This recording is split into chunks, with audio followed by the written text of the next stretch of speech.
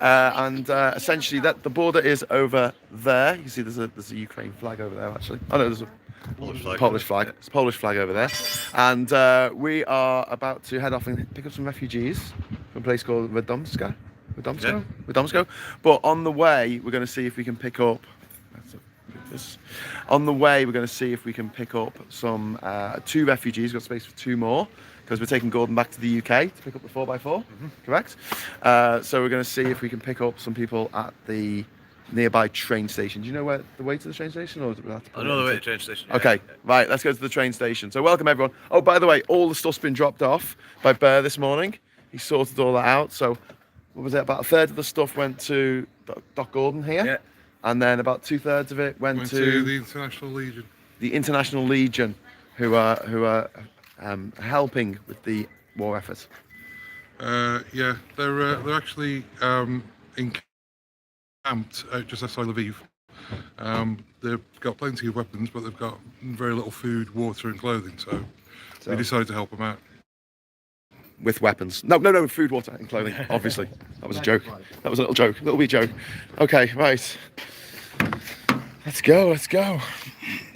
So we had trouble at the Humanitarian Aid Centre this morning because they were like, we don't want to take anyone. If you grab that parking. Yeah, a nightmare. The Tesco's. Have you got your passport? I have my passport, I've got my driving licence, my wallet. I think I've got my driving licence. Need to have my driving licence. I've got my British money in my left pocket. I've got my Polish money in my right pocket. I looked at all my money the other day. I had UK money, I had euros, I had this slotty stuff, and I had Ukrainian money. Oh, and I had $50 as well. Cool. Just for the crack. Right. So.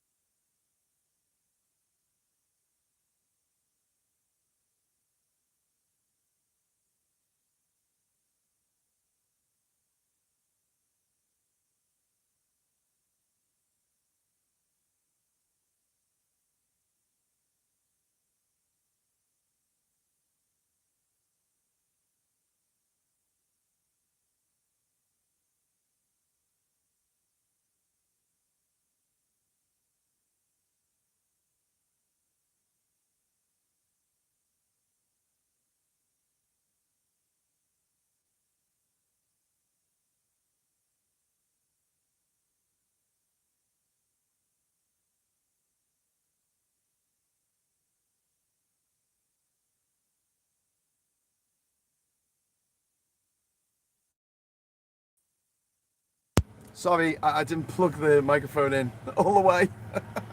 Can you hear us now? Let us know in the comments if you can hear us okay as we leave the border town. Medyka? Medyka. Medyka. Tomato.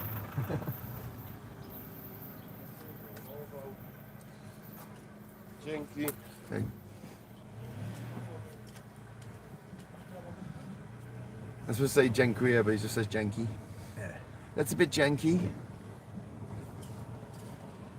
Okay, so you see the tents there.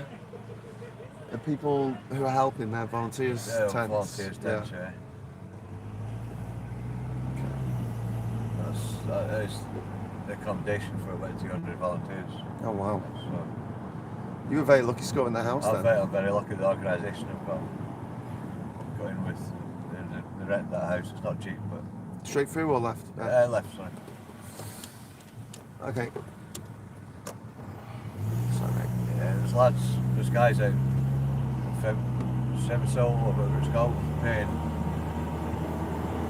like 100 slotty a night, or 30 quid a night for accommodation. Whoa. Because they're volunteers, I think it's a bit harsh. There's nothing here for them.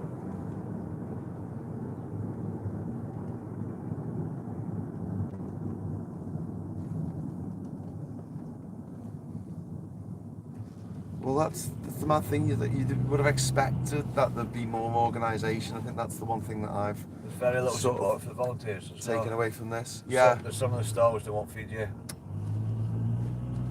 they won't feed you. Yeah, some of the stalls just feed refugees. Some of the stalls you can't get a cup of tea off them. It's not for us. But I mean, you're there, you're volunteering. I mean, my opinion is if we weren't here, then we're going to have problems. yeah. Bloody hell. So this is the border going into Ukraine. You can see all the lorries here trying to go back in. There's been quite a big return of people, hasn't there? Of Massive return over last week, and I think it was actually due to Easter, the Orthodox Easter holiday. Okay, so people wanted to go back. They went back, and I think they're coming back home now. But if you'll notice, there's a lot of car transporters, a lot of old cars gone back, Yeah. and they'll get registered in the Ukraine within 24 hours and sold. It's a massive market because the Russians weren't very careful with other people's cars when they came through with the tanks. So there's a massive market in Ukraine for second-hand motors. Doesn't surprise me. So there's a lot of dealing going on. A lot of that traffic is cars that get sold. But yeah, people are going back to their homes because the front's now moved to the east, hasn't it? But there's still bombings going on. There's still things getting blown up in Lviv. The western area around Lviv, and that's more missile strikes this last week than they've had the whole time. In Lviv? In the Lviv area, yeah. So they keep hitting the railway station, the train tracks. All they're trying to do is disrupt the refugee corridors. Bastards. Police. Just spin about it.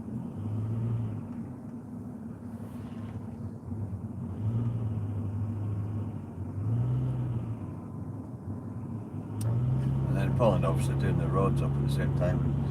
Yeah, So good handy. timing. So if we show you what's happening here, they're actually upgrading the road across the border. If you look to the right of the picture, you might be able to see the railway line. You might be able to see the electricity gantries.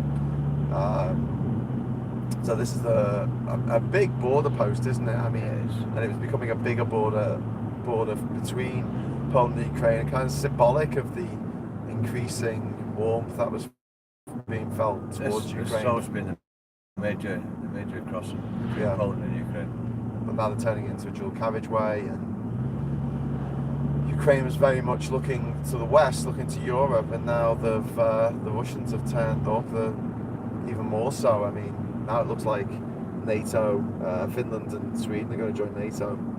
This might have all very much backfired in Vladimir Putin's stupid, puffy, Dobby the house elf face. I think they need to be quick if they're going to do it though, and not publicise the fact, because I wouldn't be surprised if he attacks Finland within the next week or so. Yeah, really? He's already put his feelers in a couple of explosions through Moldova no intentions of joining NATO.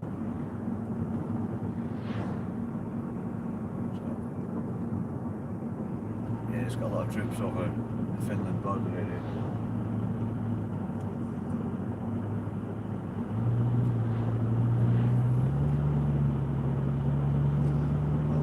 Yeah. Well, I mean, if he was that quick, I mean, one of the things I don't understand is like why Georgia and Chechnya and Dagestan and places aren't like rebelling at the moment. You know, like trying to cause trouble just because the Russian army is so distracted by what's happening in Ukraine. Chechnya have been siding with the Russians. Chechnya have got troops in Ukraine. Yeah, but that's that nutter. What's his name, isn't it? The guy who runs the place. But was Chechnya just completely subdued then? Was that like? Yeah, they're scared of them. They're Russians. They are Russians with a different name. They've never moved on from the Soviet Union. They claimed their own republic, didn't they, in the 90s? And when Putin got in, one of the first things he did was order the levelling of Grozny. Yeah. Because he's a bastard.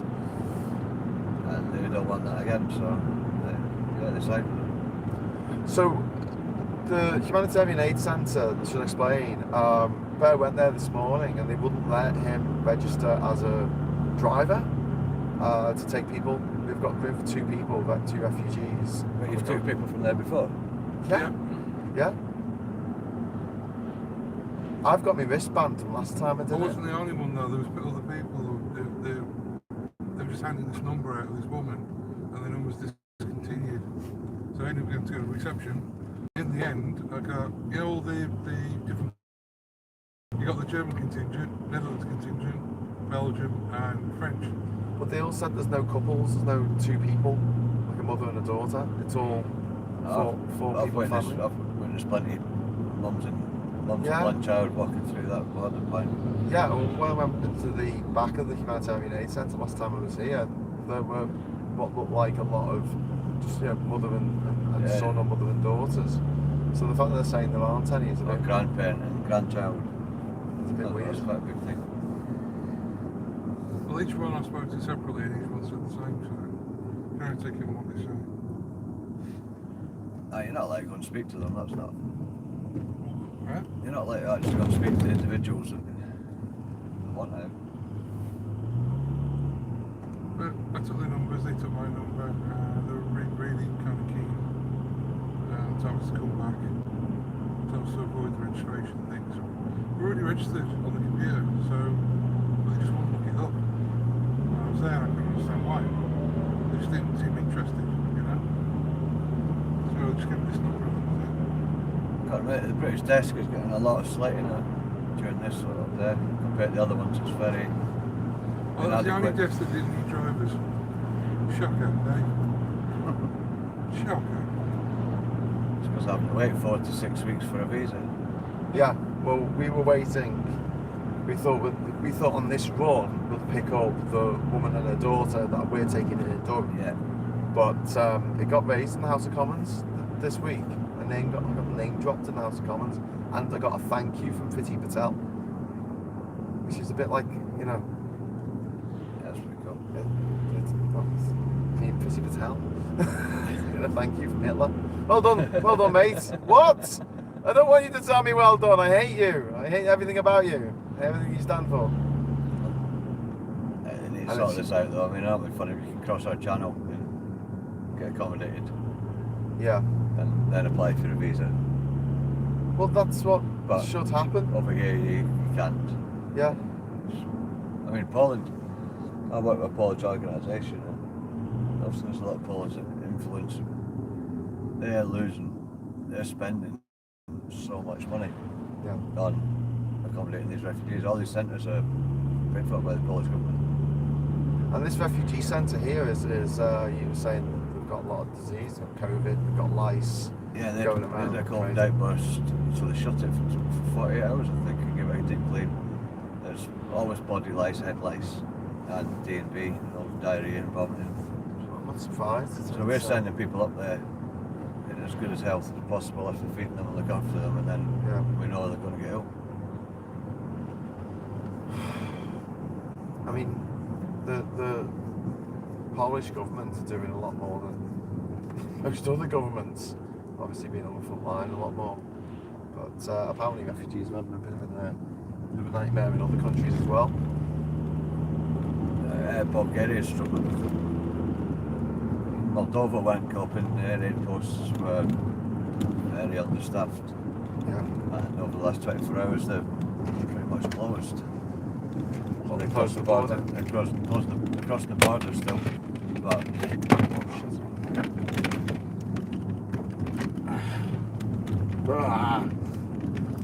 what is this shit? Sorry, hello.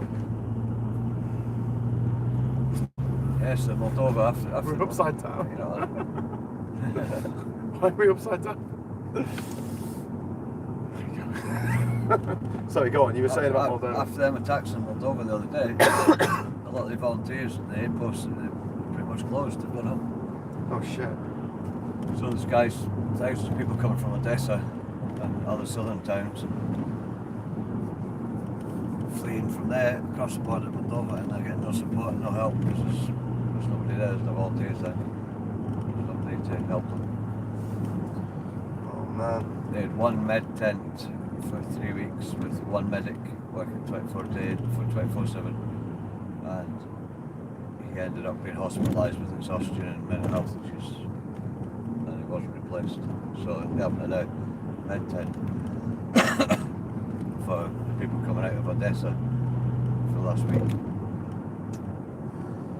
Well, just to explain and introduce ourselves, I'm Graham Hughes. This is Gordon Dingwall, and at the back there we've got Chris Bear Rossi, and we are part of UK4UKR.com. And if you want to go over to the website and give some money, you can help us doing what we're doing, which is taking humanitarian aid to the Ukrainian border, dropping it off and bringing refugees back and taking them wherever they need to go in Europe.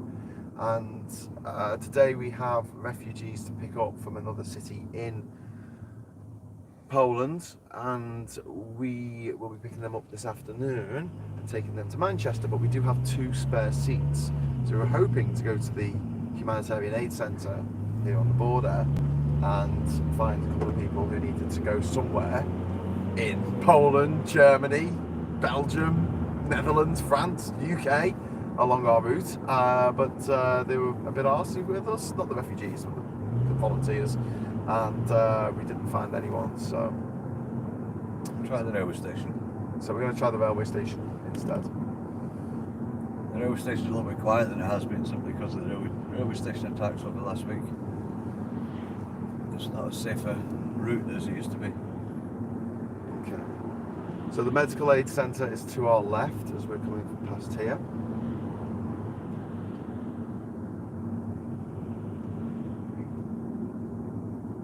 And where we're going here, I'm just going to show you. Well, straight on.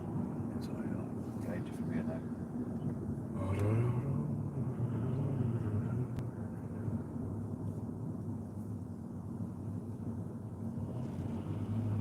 I don't know what the setup is up at the railway station. I've been to the railway station a few times, but I've been to the sort of aid post place. Yeah.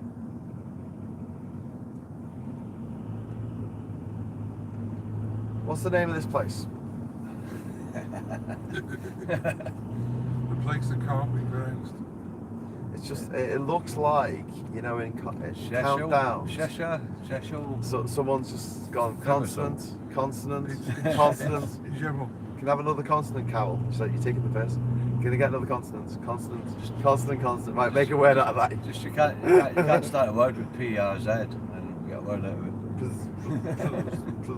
Bismal. Pepto-Bismol. Should we call it Pepto-Bismol? Polish has a lot of silent letters at start names. I've noticed that. Oh, that's fine. According to the lady in reception, it's pajama. Pajama. It's not a Polish word. The way they say it's kind of more. They say it differently as well. Up that way? Yeah, so you're looking that way. Shit.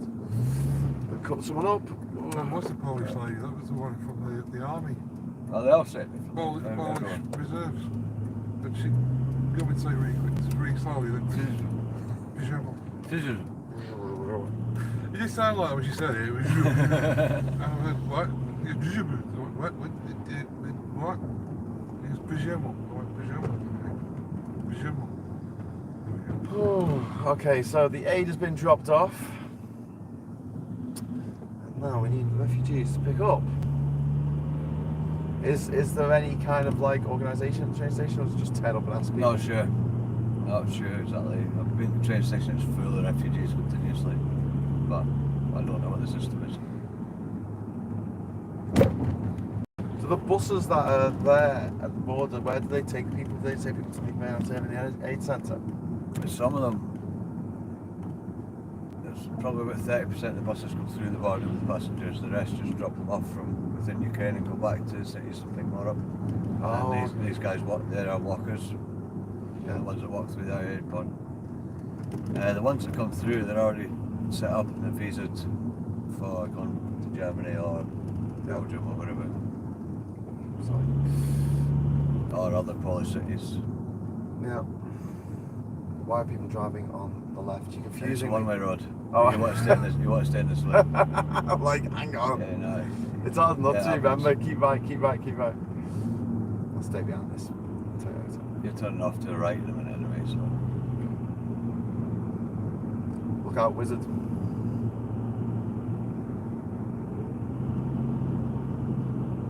Okay, so what we'll do is we'll keep live streaming until we get to the train station and we'll knock it off.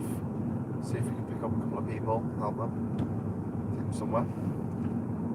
So here's about where them cars are parked on the right hand side. Yeah. One in there.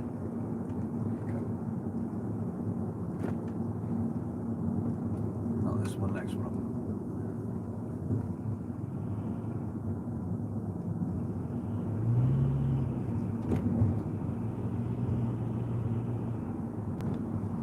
I think it's a beautiful city, this. Yeah, it's lovely. I can't say the name of it, so I couldn't live here. But apparently it's one of the poorest cities in Poland. Not this one, it's after this lorry. It's on this road. This is one of the poorest cities in Poland. Yeah, apparently so.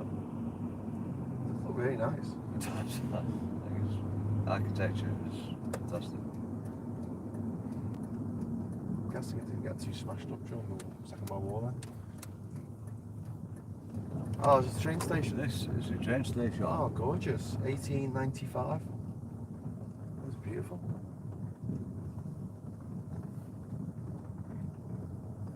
It's already been designated as one of the first targets Russia will strike if they invade Poland or to attack Poland.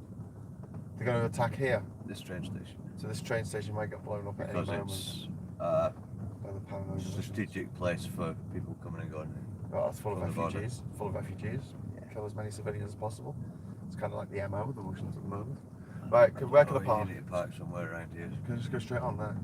Over there. I'll just go for that black carriage. Alright. Taxi driver will shout at you. Taxi driver. In Polish. How's your Polish? As good as my Welsh. Okay, good. Right, okay, thanks for watching. We'll be back soon. Okay, we will be back. Thank you. Bye-bye.